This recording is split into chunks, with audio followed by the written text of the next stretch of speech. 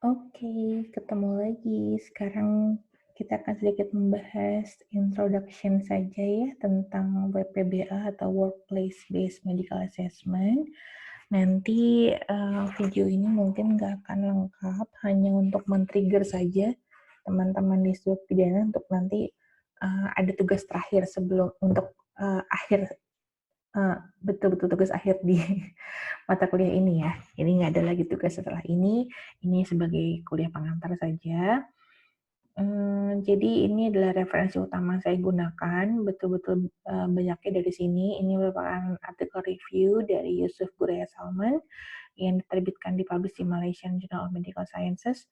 Tentunya nanti banyak sekali referensi yang bisa digunakan, dan nanti teman-teman akan sangat aware ketika sudah mulai browsing-browsing bahwa ternyata WPBA ini belum banyak diteliti di pendidikan medical education khususnya di kebidanan, terutama di Indonesia. Jadi sebetulnya kalau yang belum punya judul tesis dan ingin mempraktekkan hal ini nih, sepertinya luar biasa terbuka kesempatan ini, gitu.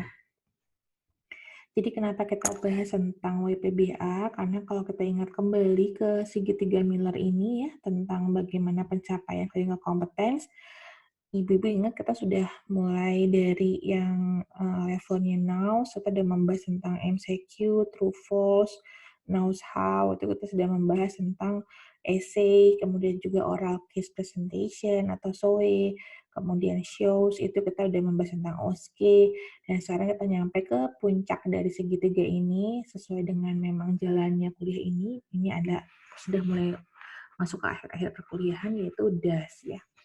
DAS ini sebetulnya puncaknya kompetensi di mana mahasiswa sudah melakukan berbagai hal tadi, tidak lagi membaca referensi, tidak lagi minta diajarkan, sudah mulai ada habitasi, dan bagaimana untuk mengecek apakah mahasiswa sampai ke level DAS ini, digunakanlah namanya direct observation atau, nah ini nih ketemu nih, workplace based assessment, gitu. WPBA itu adalah merujuk kepada berbagai tools assessment untuk mengevaluasi kemampuan para peserta didik, terutama ketika dia berada dalam setting klinis yang sebenarnya atau setting punya kerja yang sebenarnya. Jadi ini dapat dikatakan WPBA kalau peserta didik ada di lingkungan bekerja, bukan lagi di lingkungan kampus.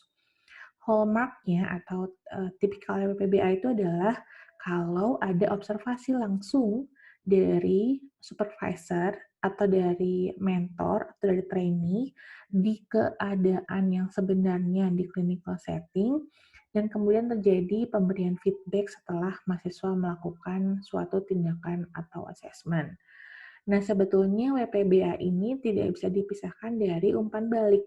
Bukan WPBA namanya kalau satu, nggak langsung diobservasi um, oleh supervisor, dua, nggak dilakukan di setting klinis yang sebenarnya, tiga, tidak ada umpan balik langsung. Itu tiga komponen nggak ada, namanya bukan WPBA lagi.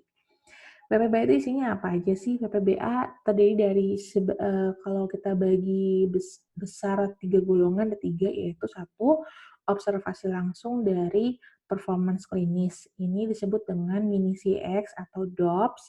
Yang kedua, diskusi kasus klinis atau namanya CBD, Case Based Discussion. Dan yang ketiga, umpan balik dari teman senior dan seterusnya, itu namanya multi-source feedback. Jadi ada tiga golongan besar PPBA, yaitu observasi clinical performance, diskusi kasus klinis, dan umpan balik dari teman senior serta supervisor dan pasien. Yang pertama kita bahas adalah mini CX. Mini CX ini merupakan betul-betul merupakan assessment yang mendampingi dengan metode pembelajaran bedside teaching, ya. Jadi intinya adalah mahasiswa bersama dengan dosen supervisornya datang mengunjungi satu pasien, kemudian selama mahasiswa melakukan pemeriksaan terhadap pasien dan sampai melakukan pengobatan, itu mahasiswa diobservasi langsung oleh pelatih trainee dengan menggunakan suatu form checklist mini CX. Nah, setelah melakukan selama 15 menit maksimal, jadi ada waktu maksimal 15 menit, kemudian nanti mahasiswa langsung diberikan umpan balik langsung dari supervisor kepada mahasiswa, apakah dia satisfactory atau tidak, lalu apa saja yang paling mungkin diperbaiki dari mahasiswa tersebut. Biasanya ini, dapat menilai 6 spesifik domains ya, nanti akan saya sampaikan setelah slide ini. Dan biasanya, umumnya ini para peserta didik ini akan menerima mini CX minimal 6 kali selama 1 tahun biasanya ya, dengan asesor berbeda-beda. Jadi, misalnya satu peserta didik sedang magang di suatu rotase, di satu wahana pendidikan, maka selama wahana pendidikan tersebut dia akan mendapatkan mini CX beberapa kali. Apakah kasus yang diketahui sebelumnya? Tidak. Jadi biasanya, sifatnya betul-betul karena ini sifatnya das, nggak ada lagi tuh disiapkan, "Hari ini kita ujian tentang ini." Oh ya, enggak. Jadi pasien manapun yang datang, lalu mereka bersama-sama ke pasien, diminta untuk melakukan pemeriksaan fisik, sampai ke treatment, kemudian dinilai. Menurut NIR sebetulnya bagaimana sih persepsinya peserta didik terhadap si mini CX ini? Sekitar 50% itu sangat puas, terutama karena adanya umpan balik tadi. Jadi ketika dia sudah melakukan, dia akhirnya ngerti mana yang salah, mana yang udah bagus. Langsung on the spot, ya mahasiswanya masih ingat, supervisornya juga langsung memberikan berbagai macam umpan balik. Terutama kalau supervisornya sangat ahli ya, maksudnya sangat kompeten dan sangat paham dengan praktiknya, maka akan memberikan masukan yang sangat berharga. Ini beda banget dengan kalau misalnya ibu-ibu mengajar di depan kelas, pakai PowerPoint kayak saya gini, nggak akan kebayang. Beda sama misalnya nih, ibu-ibu membuat suatu metode ujian OSCE, saya datang di situ tengah-tengah ibu-ibu, saya perhatikan bagaimana ibu mendevelop station, lalu saya kasih masukan langsung, nggak kayak gini Bu, bagusnya kayak gini. Itu pasti memberikan efek yang berbeda. Itu mini CX. Nah, ini adalah contohnya, contoh mini CX ini ya. Ada nama evaluator, tanggal menilainya kapan, dia tuh residen yang tahun berapa, ini karena yang saya pakai yang untuk program pendidikan anestesi, kemudian diagnosis pasiennya apa, settingnya apa, apakah rawat jalan, rawat inap, dan lain-lain, umur pasien, kemudian kompleksitas pasien, itu diisi sama supervisor ya. Maksudnya apakah ini pasien yang termasuk pasien yang level kesulitannya itu kompleks atau enggak. Nah, fokusnya di mana? Jadi satu form ini kesannya ada 7, 7, domain yang akan dinilai, tapi ibu itu bisa meng-setting. Misalnya nih, hari ini saya akan menilai tentang yang medical interviewing skill saja. Jadi cukup, oh kita akan fokus pada data gathering hari ini, atau fokus pada data gathering dan diagnosis, atau misalnya fokus pada empat-empatnya, atau hanya fokus pada salah satunya saja. Tadi ingat, waktunya terbatas hanya 15 menit, karena kita juga mengutamakan patient safety, kenyamanan pasien, dan seterusnya. Nah, kemudian misalnya kita sudah pilih nih fokusnya mau di mana, kita mau misalnya hanya di medical interviewing skills dan physical examination skills. Maka di setiap ini ada leveling apa tadi kategorinya ya, unsatisfactory, satisfactory, dan superior. Kita akan nilai dari sini.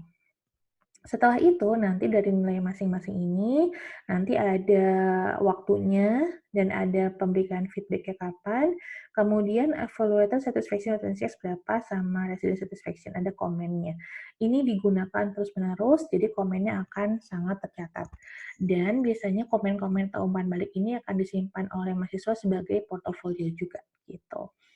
Jadi ini adalah 1, 2, 3, 4, 5. Ini adalah 5 biasanya yang menjadikan domain-domain CX, anamnesis, pemeriksaan fisik, counseling, listening skill, dengan case presentation. Ya. Ini adalah mini CX ya. Jadi satu pasien diberikan penanganan langsung oleh mahasiswa, mulai dari anamnesis, dan lalu dinilai setelah diberikan feedback langsung oleh supervisornya. Tadi mini CX, sekarang kita ngebahas tentang DOPS. DOPS itu, kalau DOPS bedanya sama mini CX adalah dia hanya fokus pada satu tindakan klinis saja. Misalnya, hanya fokus pada tindakan klinis penjahitan robekan perineum. Nah, itu menggunakannya DOPS, bukan mini CX. Nah, tadi kalau DOPS hanya sebagai salah satu part di mana yang akan dinilai adalah satu performance saja. Gitu. Dan disebutkan bahwa penelitian sebelumnya menunjukkan kalau DOPS ini sudah termasuk valid, reliable, dan visible ya. Tapi tadi ini DOPS ini ternyata masih belum banyak diteliti. apalagi di dunia pendidikan kebidanan. Jadi ini merupakan lapangan luas nih bisa dieksplor sama ibu-ibu di kebidanan. Ini contohnya DOPS, jadi kalau kita lihat beda sama yang tadi, dia betul-betul hanya prosedur saja, dan yang aduh saya mohon maaf ini kurang jelas ya, dan yang dinilai betul-betul, prosedur klinisnya. Jadi misalnya di sini, apakah dia menyampaikan kepada pasien indikasinya, apakah dia melakukan informed consent, apakah dia melakukan, persiapan prosedur dengan baik, apakah dia menunjukkan, teknik aseptik, apakah dia punya kemampuan teknikal, apakah dan seterusnya. Jadi betul-betul satu, prosedur klinik saja. Ini ya saya berikan garis merah, ini satu prosedur klinik. Beda dengan OSCE apa? Beda dengan OSCE tadi Ibu ingat, OSCE itu ada station-stationnya dan menggunakan, kalau enggak standardized patient, menggunakan manekin atau model. Kalau ini betul-betul pasien yang sebetulnya. Apa bedanya dengan mini CX? Bedanya tadi kalau mini CX itu adalah betul-betul kemampuan mahasiswa mengakses dan menterapi pasien, dan kita bisa pilih mana aspek yang mau dinilai. Kalau DOPS ini lebih kepada prosedur klinis. Yang ketiga adalah CBD atau Case Based Discussion. Ya, CBD itu sebetulnya, sudah sangat sering digunakan nama ibu-ibu sebetulnya di center-center pendidikan, di mana mahasiswa mendapatkan suatu kasus yang ditugaskan oleh supervisornya, lalu nanti mahasiswa melakukan reporting. Kalau di dunia pendidikan residen objin itu namanya case report, dia melaporkan kasusnya, dia menganalisis kasusnya.